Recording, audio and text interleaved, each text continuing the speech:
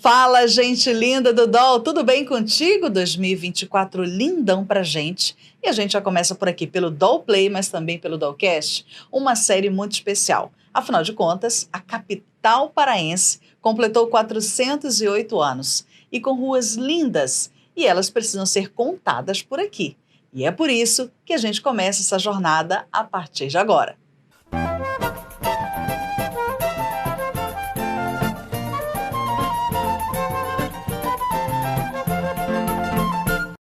Égua, tu piscartes, eu já estou aqui com Márcio Neco, o nosso convidado VIPíssimo, que já virou praticamente o nosso colunista de assuntos interessantíssimos aqui no DOL Play. Super bacana, porque Belém completa 408 anos.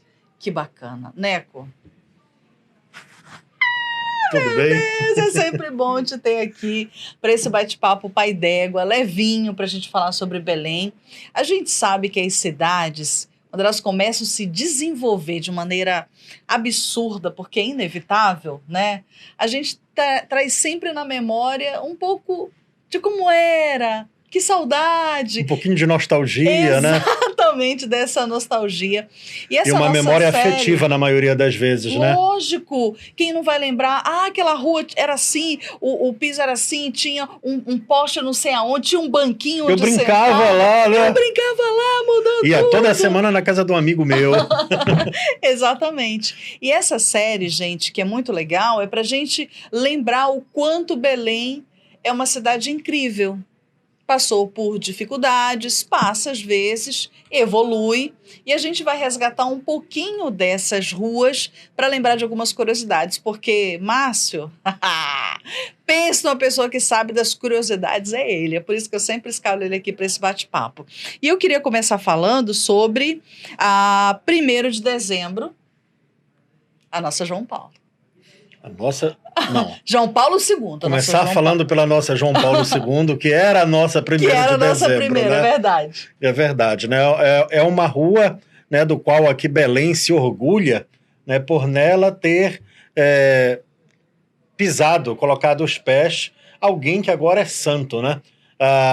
No início da década de 80, o então Papa João Paulo II, hoje São João Paulo II, vai vir a Belém, né? A cidade vai ali, como você disse, se alvoroçar, era todo mundo cuirando para ver se enxergava o Papa por onde ele passava, e as pessoas subindo pelas árvores, né? E uma das programações era uma Santa Missa, né, que num local que precisasse de fato comportar muitas pessoas, tivesse essa estrutura. Nós estamos falando da Belém do início dos anos 80, né? Alguns espaços ainda não existiam. E aí vai acontecer esta Santa Missa na então Avenida 1º de Dezembro, né?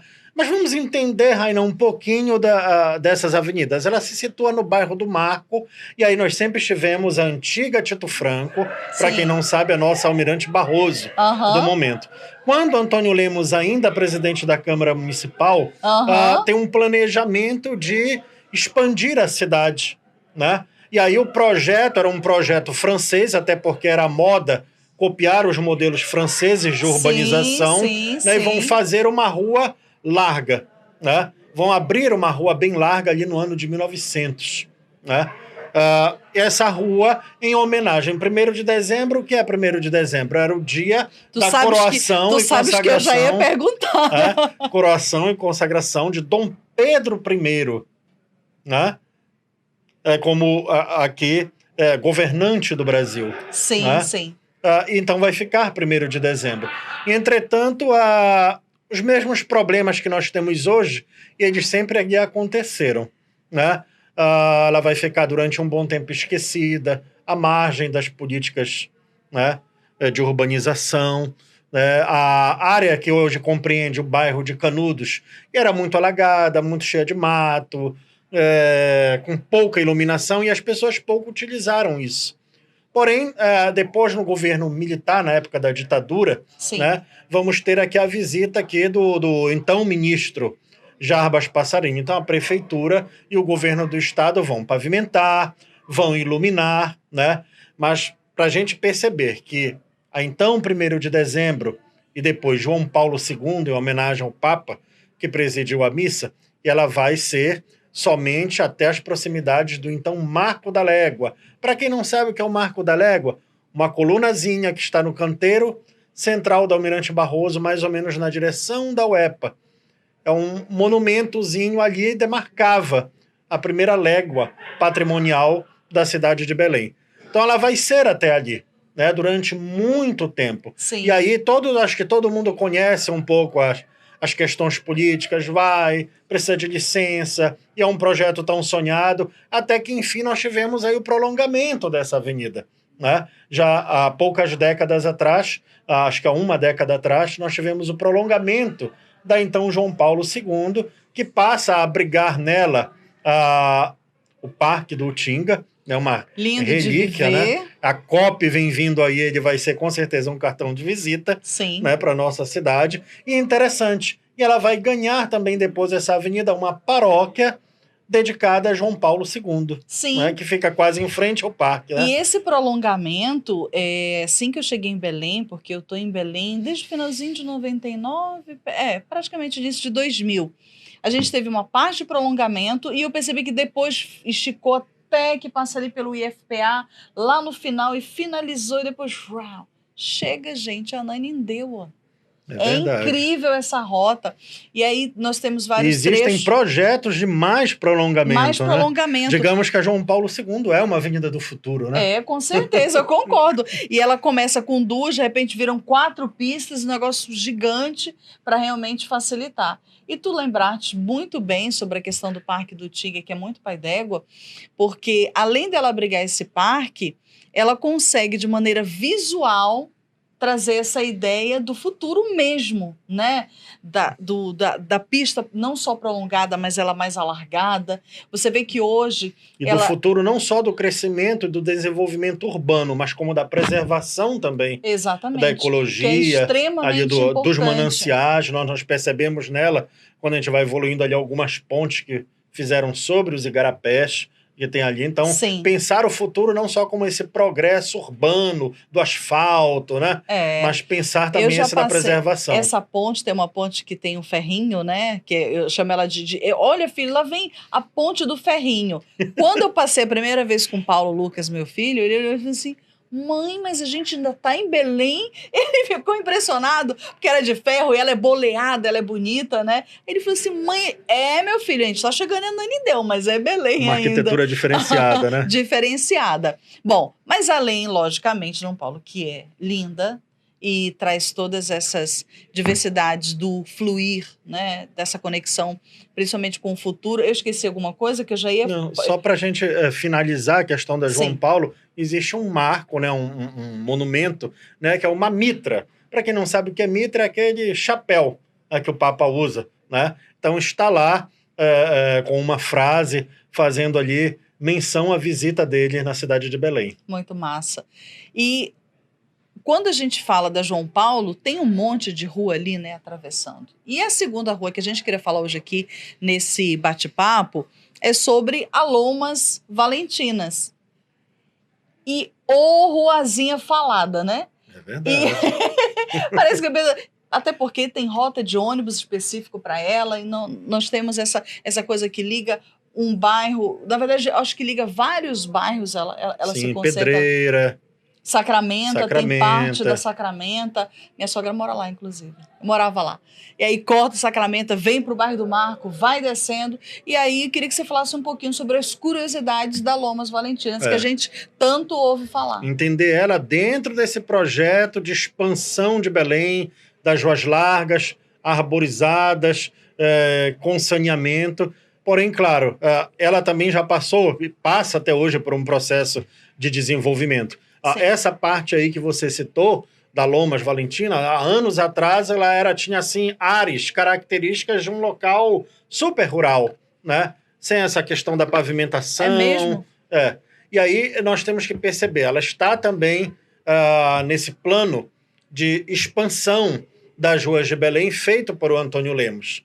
Né? Então ela vai ser uma avenida larga, que vai começar a receber moradores vindo mais do centro, né, ocupando esses espaços. Depois nós vamos aqui em outro episódio citar um pouco o porquê dessas ocupações. Né? E aí, como quase todas as ruas no bairro do Marco, e elas vão homenagear figuras ou batalhas que ocorreram na guerra contra o Paraguai, né? E Lomas Valentinas, talvez alguém passe, esteja há anos, assim, saiba muito bem caminhar por ela, mas foi, na verdade, uma batalha vencida pelos brasileiros, né, do qual os paraguaios eles vão, então, recuam um certo momento e eles vão fazer como que umas trincheiras, um sistema de defesa, né, que é o qual eles vão chamar Lomas Valentina, né? E por isso, então, o Brasil vai vencer essa batalha, né? Vai vencer a batalha de Lomas Valentina. E aí, como eu já falei aqui no bairro do Marco, muita coisa está homenageando, né? As batalhas e os grandes, digamos, heróis da guerra contra o Paraguai, esta avenida também vai receber este nome. E tu sabes que eu falo Valentinas, né? E é Valentina. Isso é um pouco do paraense, né? É muito. Acrescentar esse muito a nossa cara, né? Muito. Também que você está aqui, querido, para salvar a irmã de fazer uma tolice. Interessante que ela é uma das avenidas em Belém que tem uma certa característica. Cada vez mais ela está tendo uma substituição das residências pelos estabelecimentos comerciais. Algumas pessoas às vezes vão dizer, bom, eles trazem progresso, mudança, mas em compensação também eles às vezes interrompem aquelas relações de vizinhos, de amizade, né? Nós estamos aqui não necessariamente para julgar se isso é bom ou se é ruim, né? Mas analisar. Né? Ela é uma das ruas né? que mais as residências são substituídas por estabelecimentos comerciais. Eu sei que todas as coisas têm um lado bom e um lado ruim. Eu acho que essa questão do progresso nas nossas ruas, elas são boas para o fluir, né? Logicamente. Mas essa transferência, as pessoas são saudosas, né? De lembrar, poxa, antigamente, não sei aonde, né? A gente sentava e fazia isso. Mas também é uma oportunidade de se projetar para outros lugares, Sim. né? Recomeçar. Isso a gente percebe também pelos interiores. Mas como hoje nosso foco aqui é a nossa Belém de 408 anos, que mudou, que evoluiu, que tinha ruas pequeninas, não que não tenha mais, mas elas foram alargadas e foram se desenvolvendo e foram modificando. Eu esqueci mais alguma coisa da Lomas? Porque eu já quero chamar outra. Lembrar que mesmo na lateralidade, mas está o nosso querido Bosque Rodrigues Alves, né? Ele gente, é sempre uma referência. Eu não sei se você que está ouvindo a gente agora, ou assistindo, enfim, não teve oportunidade, ou está por Belém, visite. É um local muito bonito, se bem que eu não sei se o povo está ouvindo a gente ou assistindo em 2050, não sei. Vai estar lindo, espero que até lá também, que a gente tem cuidado tanto e pensado em projetos para cuidar da nossa natureza, seja ela flora, fauna, enfim. Mas é um local que eu já levei o Paulo e ele ficou chocado. Mãe, a gente pode viver na floresta? Calma que não é bem assim. Mas esse contato é muito bacana e lá nós temos alguns animais, nós temos muitas espécies de plantas, de árvores, então é um espaço realmente muito bacana que fica na Lomas, mas a entrada é pela Avenida Almirante Barroso. Mas é um quadradão, né? Colocado estrategicamente naquele lugar que é muito bacana. Uma floresta no meio de uma selva de pedras. No meio de uma selva de pedras. Se você não teve oportunidade, visite. Tá bacana? Vamos pular para a gente assim também, né, Raina, é colocar que se você está nos ouvindo em 2050 e 2060 e muita coisa nessas ruas já mudou, para a gente compreender que, de fato, essa dinâmica urbana e das cidades nem sempre dá para conservar as mesmas funções, as mesmas estruturas. Né? Não teriam como certas coisas do século XIX ou do século XVIII ainda funcionarem da mesma maneira que estão hoje. Né? Ações do tempo é impossível. Às vezes as nossas memórias nos levam a querer que as coisas fossem iguaizinhas. Iguaizinhas. Não tem como, porque a cidade ela também tem uma dinâmica, né? Dinâmica, a natureza e todas as coisas. Eu gosto do nosso podcast, que é de sempre dar essas orientações. Exatamente. E essas dicas, ficar né? Perto no planeta. Mas vamos pular para Benjamin Constant. O que a gente pode trazer para o nosso ouvinte aqui, a turma que acompanha o Dollplay, sobre a Benjamin Constant? Eu diria que, fazendo assim uma comparação, ela é como se fosse uma cápsula do tempo, né? Porque ela é praticamente dividida entre um lado as construções modernas, contemporâneas, atuais, para outro até a rua parece que anuncia que ela vai se estreitando, e aí depois nós temos ainda muitos casarões, muitos lugares que guardam essa memória e que, claro, fazem um apelo de conservação. Né? E até residências viraram depois até empresas, mas que têm esse cuidado e querem valorizar. Que preservaram, sobretudo, as suas fachadas, independente da função, mas trouxeram essa pegada aí de preservação, investiram, né? E às vezes a gente tem um costume de não observar esses locais. Mas a Benjamin Constant é um ótimo local para você, digamos, ter uma aula entre passado, presente e, quem sabe, projetar um futuro. Ela pega quantos bairros? Ela vai Reduto, Nazaré, né? É uma avenida bem extensa, né? Ela guarda algumas que, digamos, que eu digo assim, relíquias. Por exemplo, o próprio colégio Benjamin Constant, né? Inaugurado por Augusto Montenegro, pelo então governador Augusto Montenegro, em 1901, já é um colégio centenário. Legal, né? bacana. Ela guarda isso. Também uma parte lá num muro, onde fica o centro Dom Bosco, e é interessante que tem uma placa, a casa não existe mais, mas a placa nos dá uma informação belíssima. Aqui nasceu Gaspar Viana, né?